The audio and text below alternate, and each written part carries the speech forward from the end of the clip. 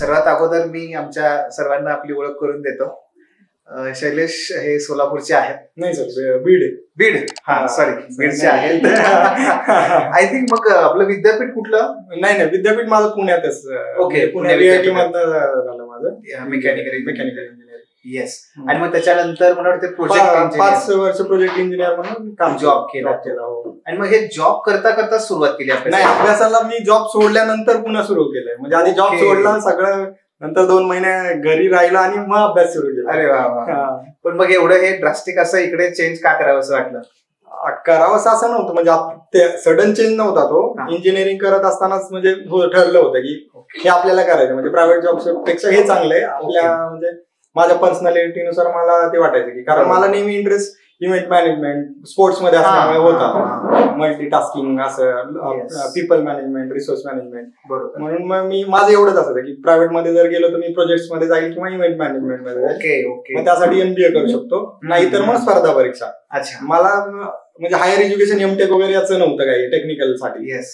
मग इंजिनिअरिंग झाल्यानंतर पण 4 वर्ष इंजिनिअरिंग मध्ये मी अभ्यास केला नव्हता. म्हणजे सिरियसली खरं सांगायचं, फक्त पासिंग पुरता पेपरच्या अगोदरच्या रात्री थोडंफार काहीतरी बघायचं आणि पास व्हायचं. मग ते कॉन्फिडन्सच नव्हता की आपण स्पर्धा परीक्षा करू किंवा होईल नाही होईल. अभ्यासाची सवय राहिल्याने, तिकडे इतका स्पर्धा असते, एवढा अभ्यास असतो, डिफिकल्ट असतं. आणि ते माहित होतं, विचारलं होतं मुलांना की नाही स्पर्धा तर आहेच, रिअलिटी आहे. मग एक सेफ ऑप्शन असा आहे की आपण काय करू, प्रायव्हेट जॉब मध्ये जाऊ. एक तर प्लॅन बी पण तयार असेल की जर समजा इन केस आपल्याला तिकडे गेलो, अभ्यास सुरू केला, वाटलं की आता अभ्यास होत नाहीये, तर आपण रिटर्न वापस आपल्या जॉबला येऊ शकतो. Very good. हा म्हणजे त्याचा मागचा थॉट होता की बाबा ठीक आहे, फायनान्शियल इंडिपेंडन्स पण येईल आणि आपल्या डिग्रीचा पण थोडाफार काही आपल्याला स्वतःला पर्सनॅलिटीज म्हणून काहीतरी उपयोग होईल. जॉबमध्ये बऱ्याच गोष्टी शिकायला भेटतील. मग आणि आवडीचाच म्हणजे तो जॉब मिळाला प्रोजेक्ट मध्ये. ऑइल अँड गॅस मध्येच मला करायचं होतं, स्पेसिफिक फील्ड मध्ये.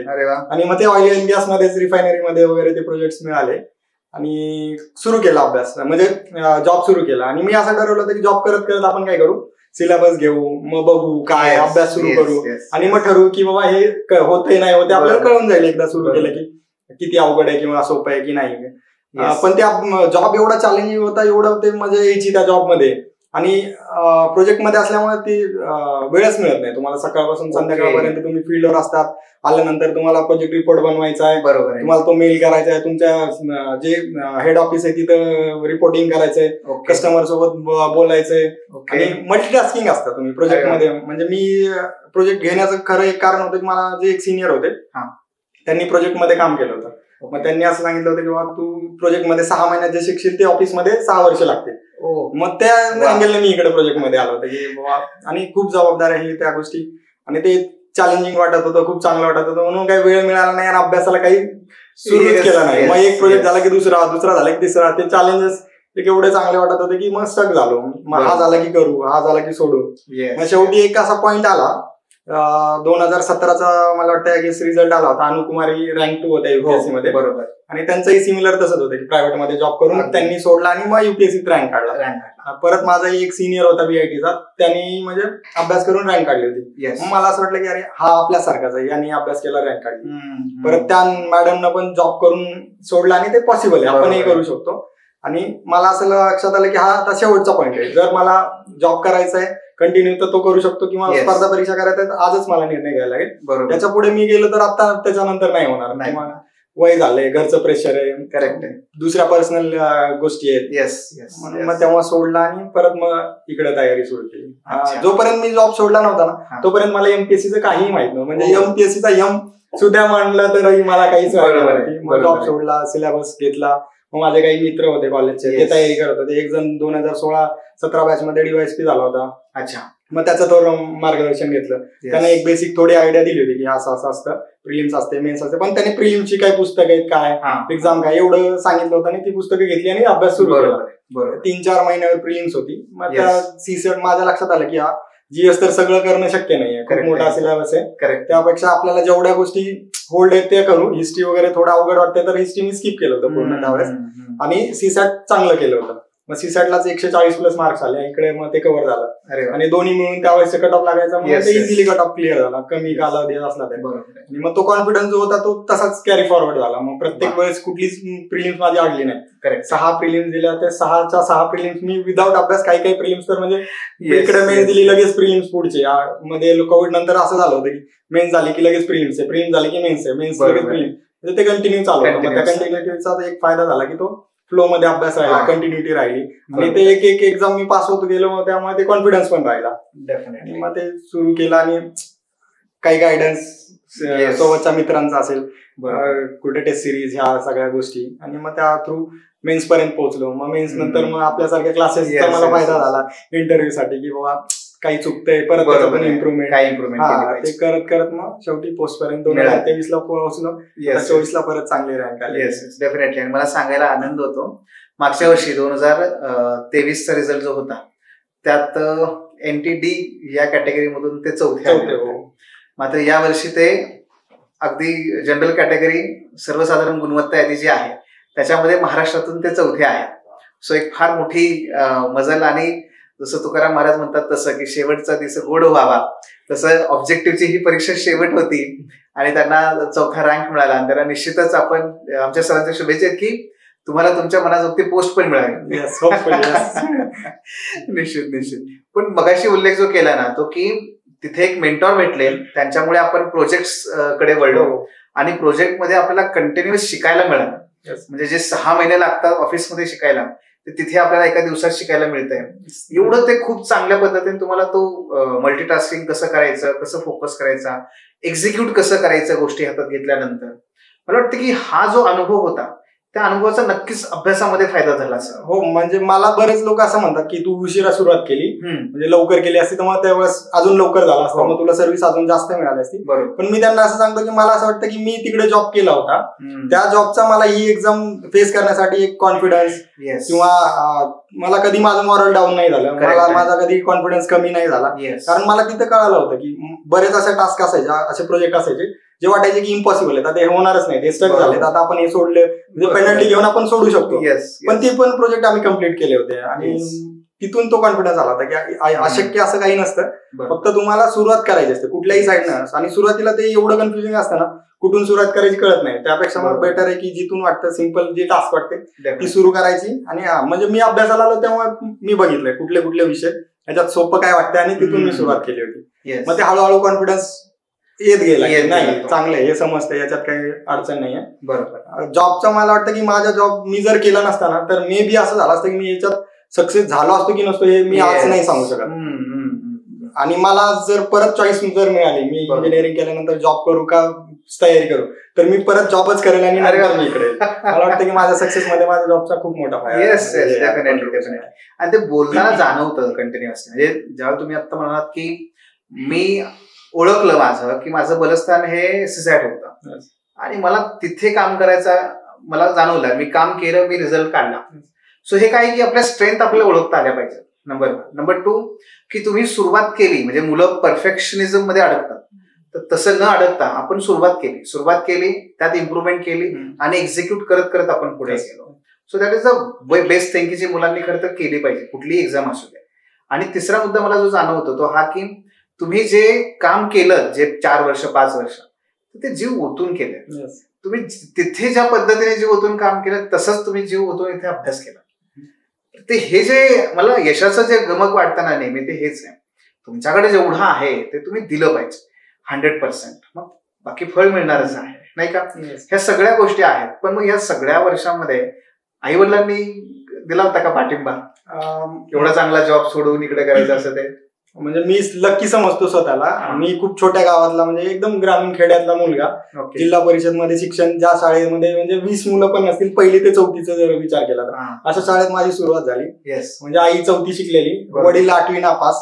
आणि त्या आई वडिलांना शिक्षणाबद्दल इतकी म्हणजे आत्मीयता आणि इतका त्यांना विश्वास होता की म्हणजे त्यांना असं, मी इंजिनिअरिंग झाल्यानंतर मी जॉब करण्याचा निर्णय ज्यावेळेस घेतला ना, त्यांना असं वाटायचं नाही तू अजून शिक.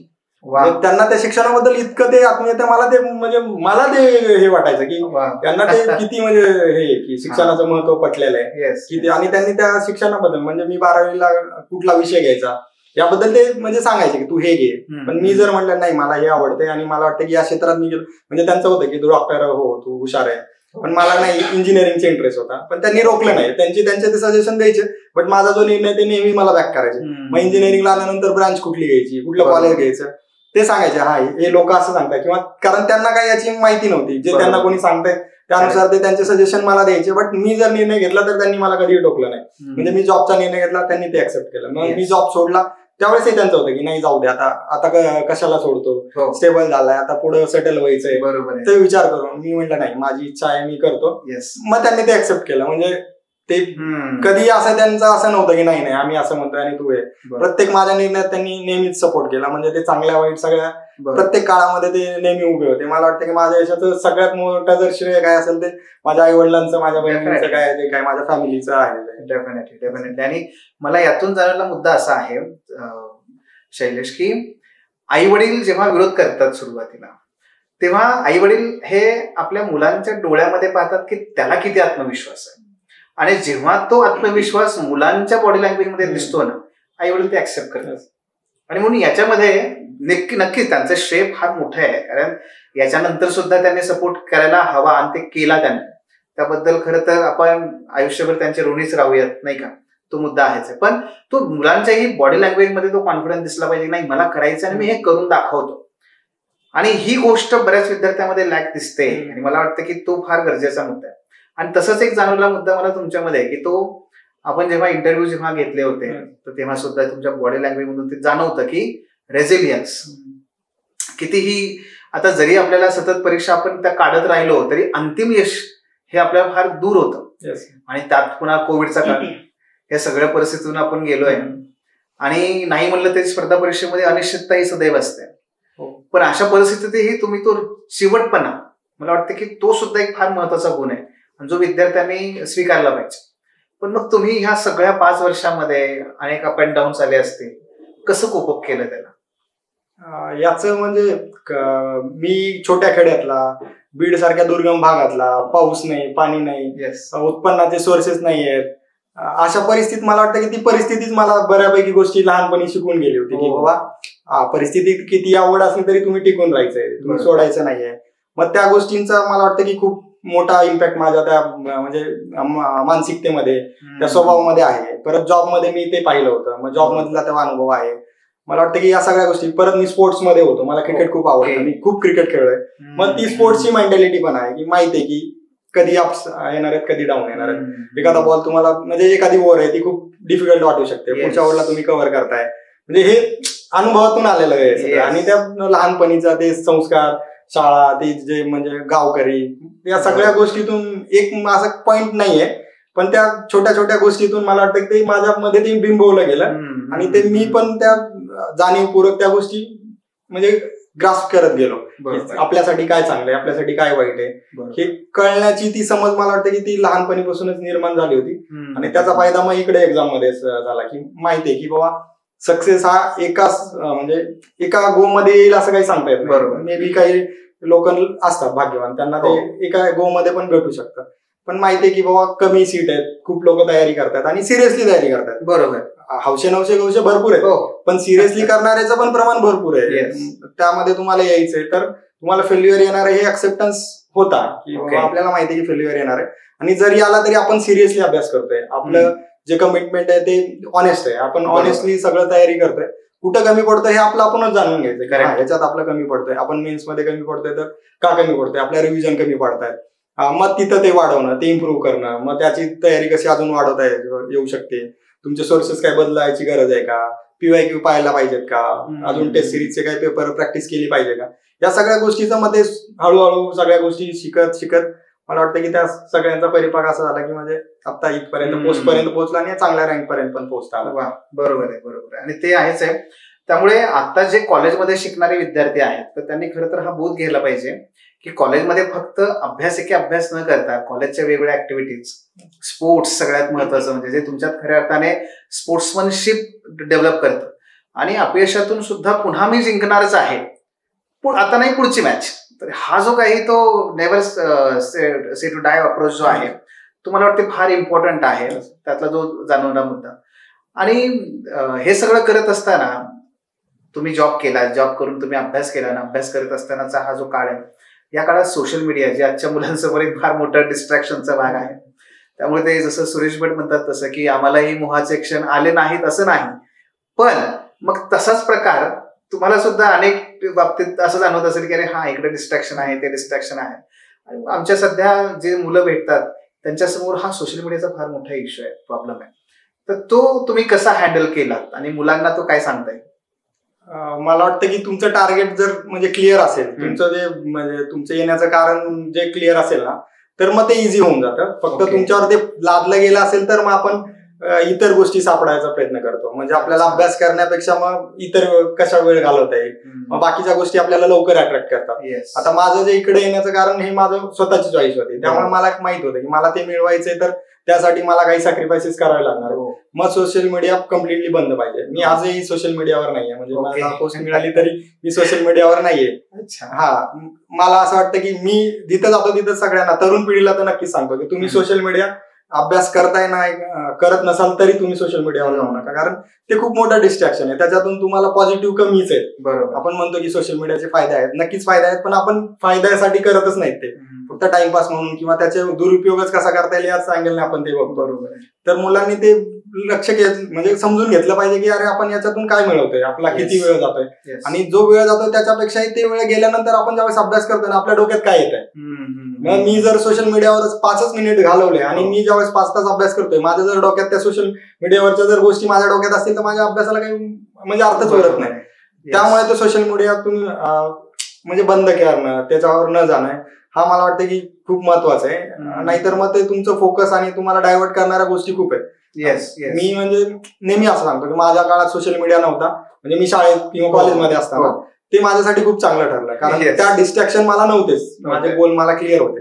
आजच्या काळात डिस्ट्रॅक्शन एवढे आहेत ना, त्या डिस्ट्रॅक्शन मधून पुढे निघून जाणं आणि ती सक्सेस होणं खूप मोठी गोष्ट आहे.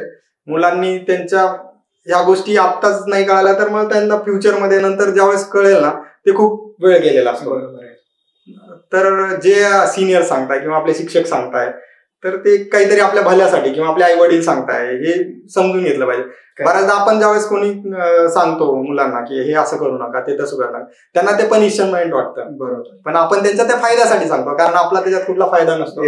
तर माझं तर सगळ्या विद्यार्थ्यांना किंवा तरुण पिढीलाच असं म्हणणं असेल की तुम्ही सोशल मीडिया वापरूच नका, वापरला तर तो लिमिटेड आणि त्याचं ते तेवढ्या पुरतच जेवढ्या बघताय आणि ते सोडून द्या. तेवढं तुम्हाला जमत असेल तर वापरा. बरोबर, जर जमत नसेल तर अजिबातच वापरू नका, जर ते डोक्यात तुमच्या राहणार असेल तर. येस, म्हणजे आपलं डेस्टिनेशन पक्क पाहिजे, आपलं पर्पज क्लिअर पाहिजे, आपल्याला काय करायचंय आणि किती वेळेत ते मिळवायचंय हे एकदा पक्क झालं की मग तुम्ही या वाटेतले जे काही मोहाचे क्षण आहेत किंवा जे डिस्ट्रॅक्शन आहेत त्याला आपोआप तुम्ही दूर करू शकता. आणि त्यासाठी सोपा मार्ग सोशल मीडिया क्लोज करणे. ते काय ते सापाची परीक्षा करायचीच नाही त्याच्या विषयाची, असा प्रकार आहेत. बरोबर, त्यामुळे मला ते कंट्रोल होतंय का नाही हे बघण्यापेक्षा ते सोशल मीडियाच नको, ते ऍपच नको, असा हा सगळा मुद्दा आहे. पण एक आणखी एक मला मुद्दा हा विचारायचा होता की तुम्ही आता अनेक दिवसांपासून ह्या स्पर्धा परीक्षेत आहात, अनेक वेळेस तुम्ही यश मिळवलं, तुम्ही STI आलात, पुढे तुम्ही आता ARTU तुमचं हे आहे, अनेक तुमचे मित्र जे आहेत ते त्यांचं सुद्धा सिलेक्शन झालं आणि काही मित्रांचं कदाचित झालं नसेल. टॉपर्स वेगळं काय करतात हा एक विद्यार्थ्यांचा प्रश्न असतो. काय जाणवतं त्यांच्या पर्सनॅलिटीज मध्ये, अभ्यास करण्याच्या पद्धतीमध्ये, त्यांचं सिलेक्शन होतं ते आणि त्यांचं होत नाही ते? एकूणच मला वाटतं की फायनल लिस्ट मध्ये टॉपर असा ठरवून मला तरी नाही वाटत की शक्य आहे. ते ठरवून तुम्ही रँक काढू नाही शकत, पण ठरवून तुम्ही सक्सेस मिळवू शकतात. ओके, कारण ती रँक ही तुमच्या एकट्यावर डिपेंडंट नाही आहे. बरोबर, बाकीचे लोक बाकीचे फॅक्टर मॅटर करणार आहे. मग तुम्ही म्हणाल की मी एवढा अभ्यास करतो आणि मी एवढी रँक, पण पुढचा तुमच्यापेक्षा जास्त जर केला तर तुमच्या पुढे जाऊ शकतो. त्यामुळे रँक नाही ठरवता येत, पण सक्सेस नक्की तुम्हाला फायनल लिस्ट मध्ये नक्की ठरवता येतं. मग त्याच्यासाठी तेच की तुमचं गोल क्लिअर आहे, तुम्ही कॉन्फिडंट आहात की मला हे करायचंय आणि मी करू शकते, त्यासाठी लागणारी जी मेहनत आहे ती देण्याची माझी तयारी आहे, त्यासाठी लागणारे सॅक्रिफायसेस जे आहेत ते मी देऊ शकते. म्हणजे सोशल मीडिया बंद करणं, पर्सनल इतर जे इव्हेंट्स आहेत ते तुम्ही अवॉइड करणं, तुमच्या अभ्यासाच्या तासामध्ये बाकीच्या गोष्टी न करणं, तुमच्या जेवढ्या अनवॉन्टेड गोष्टी आहेत त्या बाजूला ठेवणं, या सगळ्या गोष्टी जर तुम्ही केल्या आणि सातत्य, सगळ्यात महत्वाचं जर काही असेल तुम्हाला तर ते सातत्य.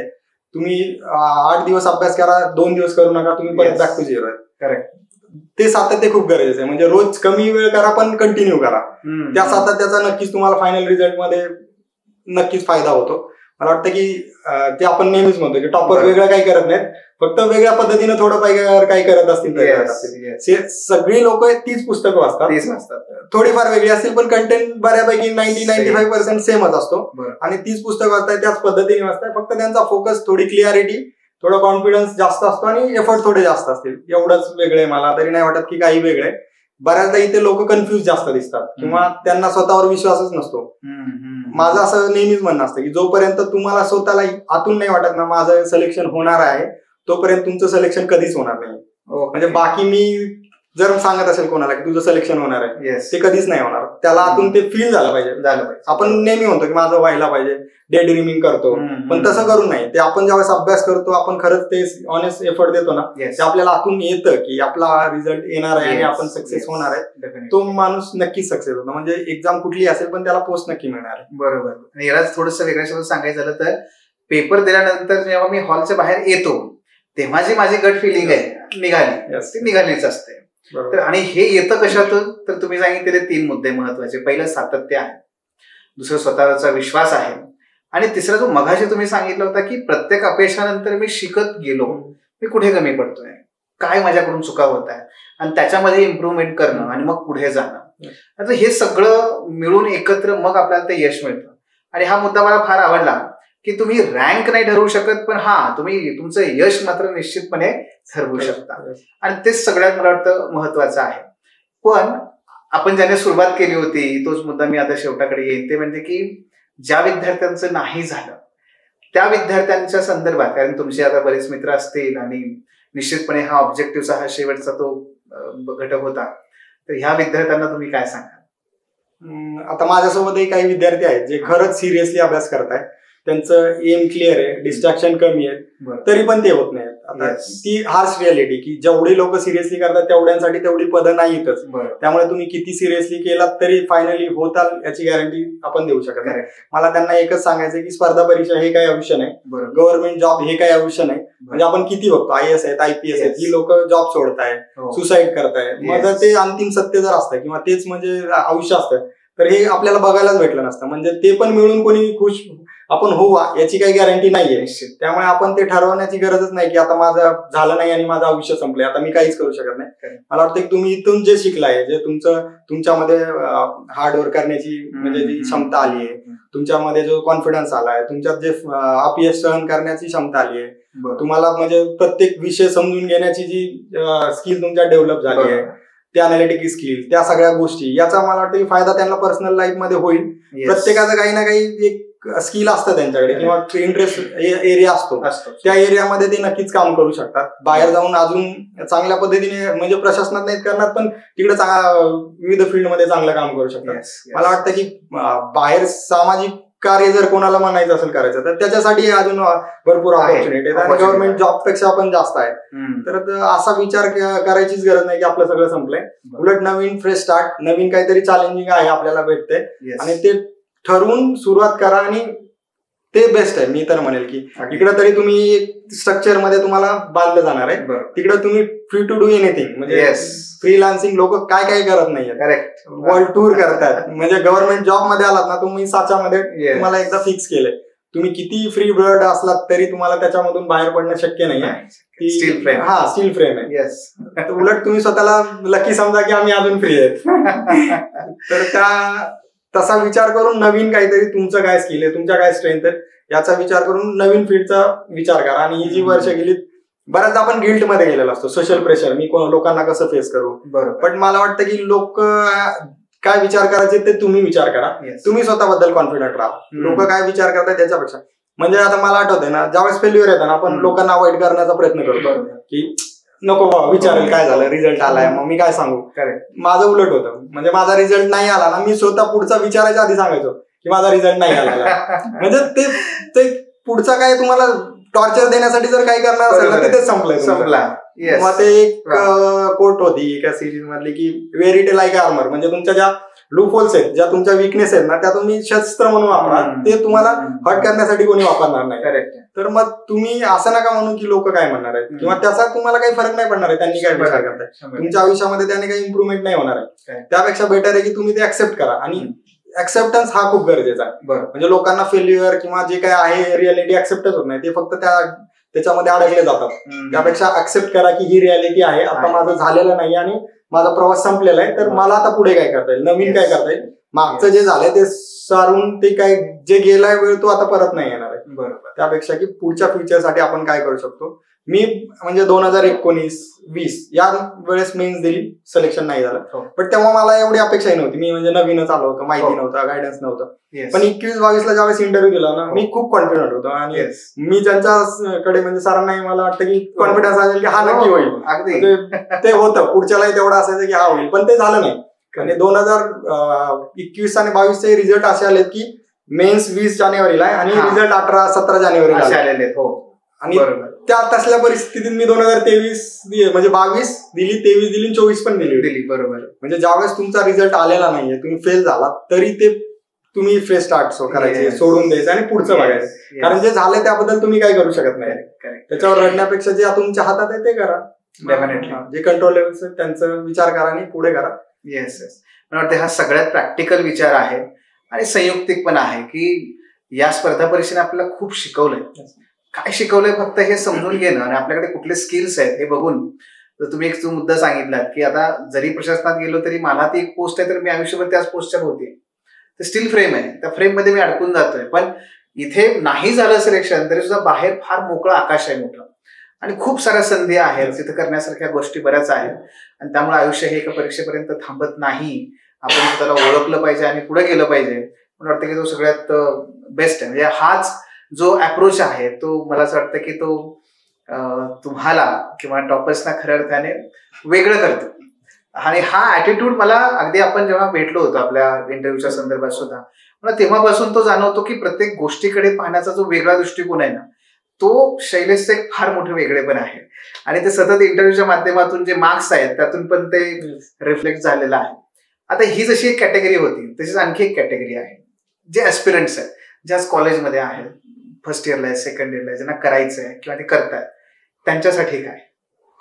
त्यांचं जर ठरलंय की आता स्पर्धा परीक्षा करायची, आपलं ग्रॅज्युएशन झालंय किंवा तुम्ही शेवटच्या इयरमध्ये आहात, तर मला वाटतं की जो स्टार्टिंगचा, मी नेहमी म्हणतो स्टार्टिंगचा जो पिरियड असतो ना त्यावेळेस तुमच्याकडे सगळ्यात जास्त एनर्जी, म्हणजे तुम्ही सुरुवात केली ना तर तुम्हाला एक एनर्जीचं पोतं दिलंय किंवा तुम्हाला तो बॉक्स दिलाय आणि तो बॉक्स मधली एनर्जी संपत जाणार आहे, तो रिचार्ज होत नाही बॉक्स, तो बॉक्स संपत जात असतो. तो बॉक्स तुमचा सुरुवातीला एकदम फुल असतो, तुम्ही हाय ऑन एनर्जी असतात, त्यावेळेस तुम्ही जास्तीत जास्त अभ्यास करा. इथं काय होतंय ना, सुरुवातीला असं मुलांचं एक म्हणणं असतं की मी नवीन आहे, मला काही माहित नाही, मी पहिला टर्म असा एक्सपिरियन्स बनवून देतो, बघू काय चाललंय, थोडंफार इकडे कसं झालं तिकडे कसं झालंय, आणि ते त्या स्ट्रीम मध्ये येतच नाहीत. मग 1-2 वर्ष निघून गेल्यानंतर मग ते त्यांच्या लक्षात आलं की येतं की 2 वर्षात आपण केलंच काही नाही. मला वाटतं की सुरुवातीचा जो काळ आहे तो खूप महत्वाचा आहे. तो त्या काळात तुम्ही किती सिरियस आहात, त्या काळात तुम्ही किती हार्डवर्क करतात, कारण त्याच काळात तुमची जी सगळी ती फिजिकल ज्या सगळ्या गोष्टी आहेत ना, कारण त्या 2 वर्षानंतर तुम्हाला काय काय त्रास सुरू होणार आहे ते नंतर तुम्हाला कळेल की तुमचं काय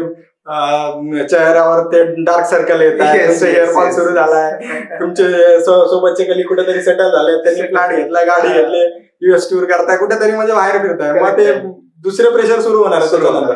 त्यामुळे सुरुवातीच्या फ्रेशच्या काळामध्ये खूप सिरियसली अभ्यास करा आणि 10, 12, 13 जेवढा तास तुम्हाला फिजिकली आणि मेंटली, मी नेहमी सांगतो की मग 6 तासच शक्य आहे तर 6 तासच करा. बरोबर. तुमचं फिजिकल आणि मेंटल किती अलाउ करतं तुम्हाला जे क्वालिटी अभ्यास करण्यासाठी, तेवढाच वेळ अभ्यास करा, क्वांटिटी नाही. कारण क्वांटिटी अभ्यास करून काहीच मिळत नाही, म्हणजे वेळ गेलेला असतो आणि आपण शरीराला उगाच स्ट्रेच केलेला असतो. त्यापेक्षा बेटर आहे की आराम करा, परत अभ्यास करा, आराम करा, परत अभ्यास करा. मग छोटे छोटे हे करून एकदम सुरुवातीचा काळ जेवढा सिरियसली माणूस अभ्यास करेल तेवढ्या लवकर त्याला यश मिळेल. जर त्याने सिरियसली अभ्यास नाही केला तर चान्सेस कमी होतात की तो पुढे सक्सेस होईल.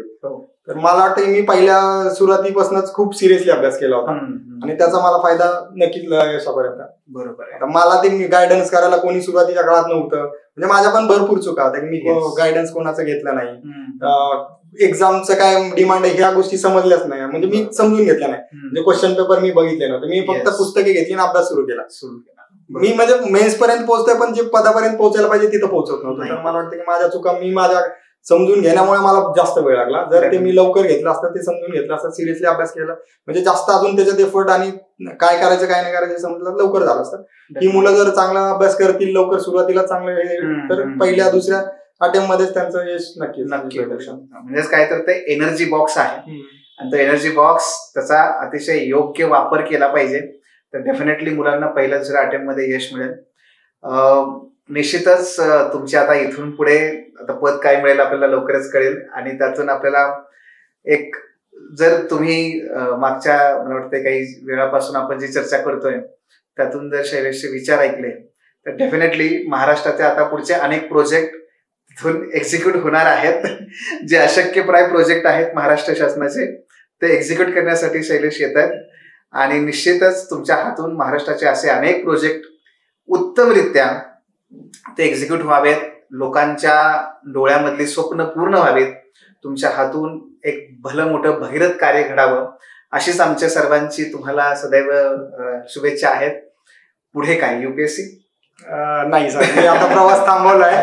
ओके, मला वाटतं की प्रत्येकाने आपले म्हणजे प्रायोरिटीज ठरवल्या पाहिजे आणि माझं क्लिअर होतं की आपल्याला एमपीएससी करायचं आणि त्यातून जे म्हणजे क्लास 1चं पद मिळवायचंय तर ते मिळवलंय आणि मला वाटतं की माझं एज आता काम करण्यासाठी मला उत्सुकता जास्त आहे अभ्यासापेक्षा, त्यामुळे मी तर प्रवास थांबवलेला आहे. बरोबर, त्यामुळे महाराष्ट्राची जनता आतुरतेने वाट बघते तुम्हाला काम करत असताना पाहायला आणि त्यांच्या स्वप्नांना एक आकार देण्यासाठी. आम्हा सर्वांकडून पुन्हा एकदा तुम्हाला खूप खूप शुभेच्छा तुमच्या भावी आयुष्यासाठी सुद्धा आणि वैयक्तिक सामाजिक सर्वच पातळीवरती. Thank you sir. मला म्हणजे ऑफिसर्स या म्हणजे तयारीमध्ये इंटरव्ह्यूच्या गायडन्समध्ये खूप मोलाचं सहकार्य लाभलंय. सरांचा फोनही यायचा इंटरव्ह्यू झाल्यानंतर की कसा झाला काय झाला आणि सर नेहमी म्हणजे ते मोटिवेट करायचे नाही खूप छान झाला येईल होईल सिलेक्शन. तर मला वाटतं की जे तुम्हाला मेंटॉर असतात किंवा जे तुम्हाला गायडिंग करणार असतात ते पॉझिटिव्ह असतील, तुमच्याबद्दल सकारात्मक असतील तर त्याचा नक्की तुमच्या स्वतःवर पण परिणाम होतो. तर त्याचा मला खूप फायदा झाला. मला सरांचे आपल्या टीमचे सगळ्यांचे खूप खूप आभार. मॅडमचाही कॉल नेहमी यायचा, सगळ्यांनी खूप म्हणजे सपोर्ट केला आणि खूप चांगलं सरांचं मार्गदर्शन राहिलं. तर सगळ्या परिवाराचे आपल्या धन्यवाद सर. आणि पुढे फ्युचरमध्ये तुमचं गायडन्स नक्कीच राहील असं सोबत आहोत आणि प्रशासनात गेल्यावर एक चांगलं काम करण्याची संधी तर मिळतेच ते करेल. डेफिनेटली ते म्हणतात ते प्रोटेस्टंट धर्मामध्ये एक कॉन्सेप्ट आहे की काही लोकांची निवड ईश्वर करतो फार मोठे काम करण्यासाठी, तसं त्या निवडक लोकांपैकी आपण एक आहात आणि तुमच्या हातून फार मोठं काम व्हावं. तुम्ही आलाय ग्रामीण भागातून, तुम्हाला त्याची जाण आहे, तुमच्याकडे ती कौशल्य आहेत निश्चितच. धन्यवाद. Thanks for watching. If you found this video valuable, don't forget to like, share and subscribe our channel. The Officer, your personal mentor.